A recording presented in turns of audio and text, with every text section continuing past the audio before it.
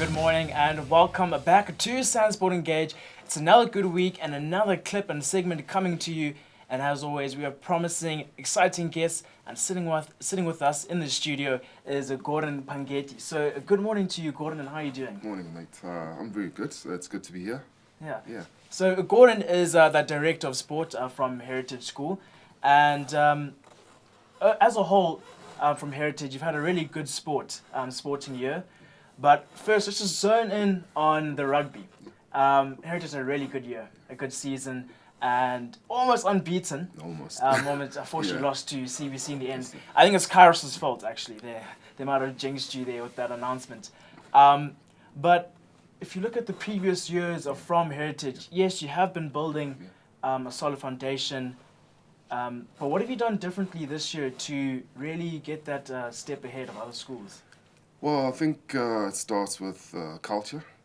We've had to change the culture. Hats off to our head, Mr. Nike, who's brought in a different outlook on things. He's allowed the coaches to bring new ideas and variations. So you find most of the top schools are big on their strength and conditioning.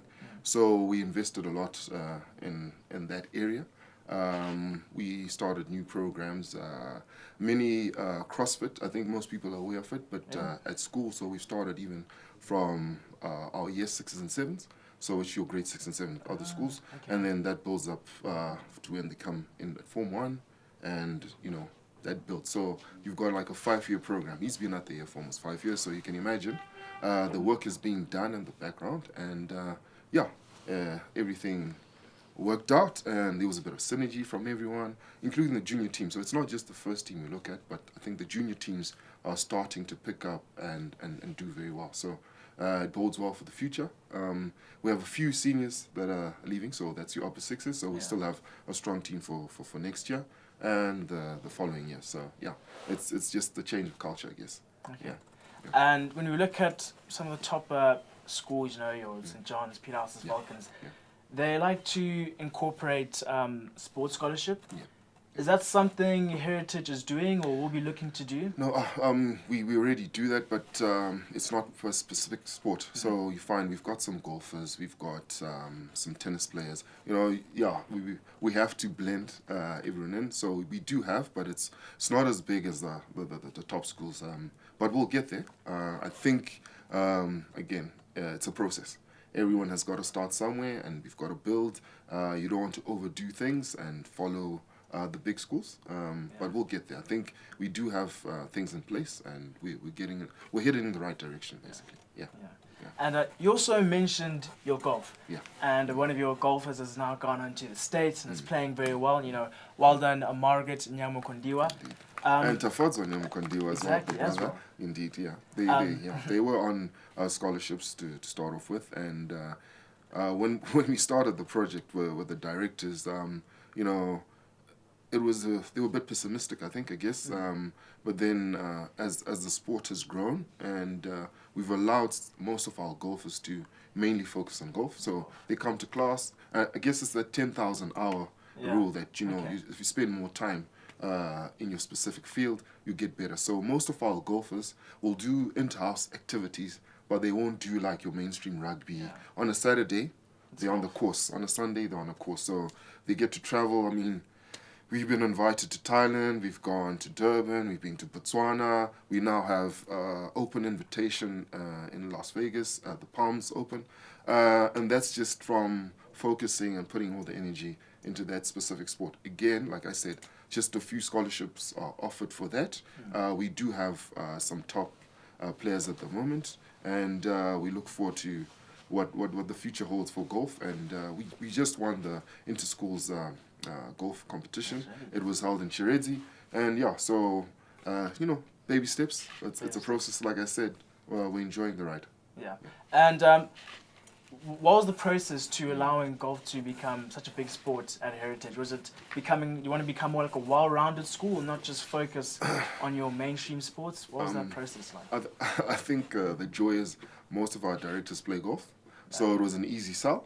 But then also you kind of look, like I said, traditionally you find all the big schools focus on the rugby and the hockey, and golf is growing. I enjoy it.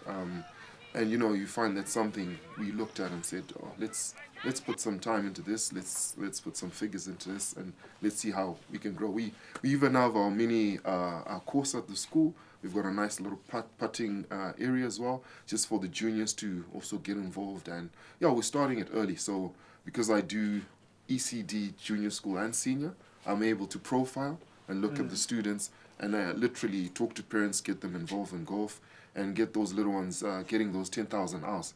So by the time they get to junior school, they're pretty much ready to go for competitions. You've got your 9 holes and your 18, so they're getting there. It's been good. I think in the next 5 years, we hope to be traveling more. We've done the regional, and now it's more international competitions. Yeah, so looking forward to that. Yeah, and again, looking at your development and how Heritage have grown, another big win for Heritage this year is that next year, your girls tennis and your girls hockey will be promoted to the A-League. Indeed. And obviously it hasn't come by easy. There's been years, a couple of struggle years where you guys haven't performed. Indeed.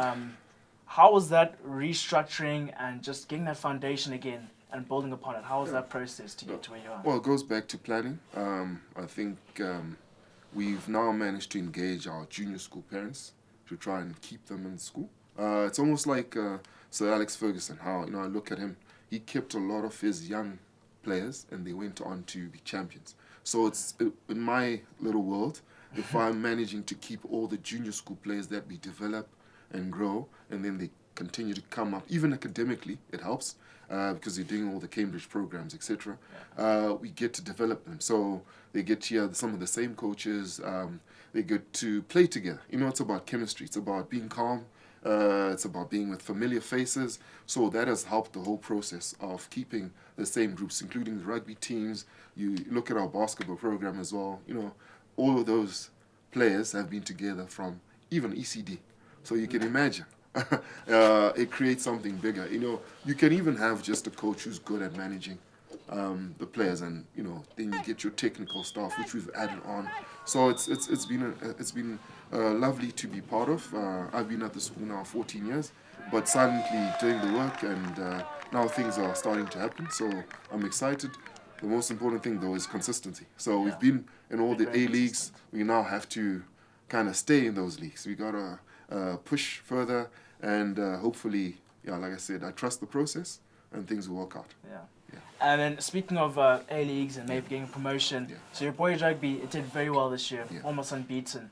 What's next year's goal? Are you hoping to be promoted? Are you hoping to have a couple of players in the under-18 side? Okay, well, I know very much a lot about rugby. I think you don't want to rush. For me, I love my derbies with Hellenic. I love my derbies with MCC, etc. I think what will then happen slowly is you then get 1 or 2 big teams that you get to play in the season, and over time, as you get better, it's a numbers game. You find that. Listen, St. George's, Peterhouse, they've got 800 boys. I'll have almost a third of that. So the hard work is in trying to prepare the few numbers that we have to be competitive each season. And it's not always going to be, like I said, a walk in the park, because you're looking at a culture that's set in those schools, and we're building one. So baby steps, we'll get there. We'll want to be there, but I don't think we're there yet. I mean, it's just our first year of almost going undefeated. There's still a lot of work to go. You want to get, you want to, shoot yourself in the foot. Baby steps. So we'll get there. Okay. And you spoke about possibly getting 2 big schools. Which of those fixtures would you like to? Would you like that to be? Well, any big fixtures for me. I'm not going to name schools, but it's been nice. I mean, through the process of building, I'm grateful to Saints. I'm an old boy there as well. They give us their seconds. St. John's give us their seconds to play against on some free fixtures. So that kind of builds the confidence of my boys, and we really have some competitive matches there, because most of the second teams at the old boys schools those are the boys that will be playing first team next year. So they're pretty much at the cusp of being first team players, but not yet there yet. So so that helps when I then get to play, like I said, my derbies against the schools in our league. Yeah. And so you've spoken about building on your weaknesses and making them strengths, but you also want to maintain your strengths.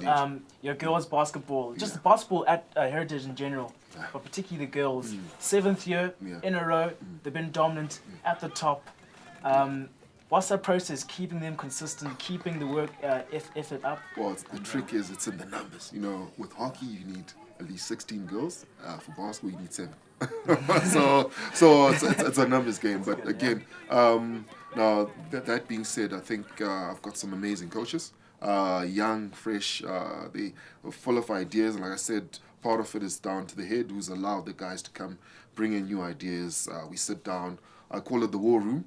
We always talking. So I get to meet the junior sports director, the senior school sports director, and we sit down and we make up plans to build the system. So we have one of the best junior school basketball facilities.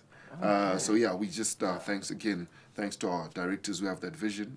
So now it's an even better building block. So before we didn't have basketball junior school, and we're doing well.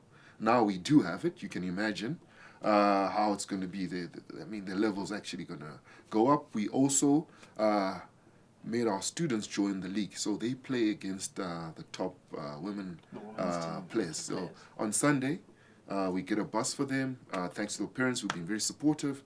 They come through, and they go and play. And the confidence then when they come and play league, it's chalk and cheese, man. It's nice to watch the confidence.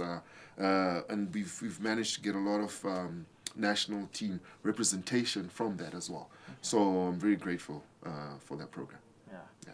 Well, Gordon, it's been great having you here on the set. We wish you and Heritage every success in 2025. We know you've been doing the hard work. It's paying off, but you're going to keep working at it. And thank you for joining us on the set again. Thank you very much. Yeah. It's been a pleasure. Well, thank you for watching this segment, and we will see you next time.